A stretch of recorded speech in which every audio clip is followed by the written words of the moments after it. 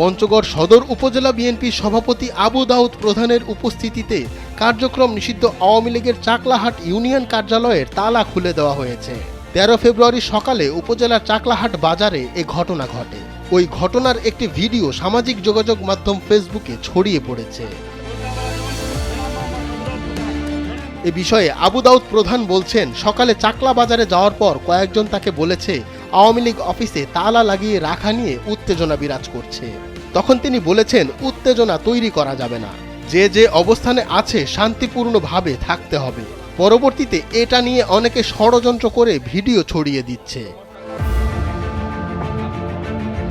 ফেসবুকে ছড়িয়ে পড়া 1 মিনিট 35 সেকেন্ডের একটি ভিডিওতে দেখা যায় চাকলাহাট ইউনিয়ন আওয়ামী লীগের কার্যালয়ের সামনে দাঁড়িয়ে বক্তব্য দিচ্ছেন ইউনিয়ন আওয়ামী লীগের যুগ্ম সাধারণ সম্পাদক কামরুজ্জামান। তার পাশে দাঁড়িয়ে আছেন পঞ্চগড় সদর উপজেলা বিএনপির সভাপতি আবু দাউদ প্রধান।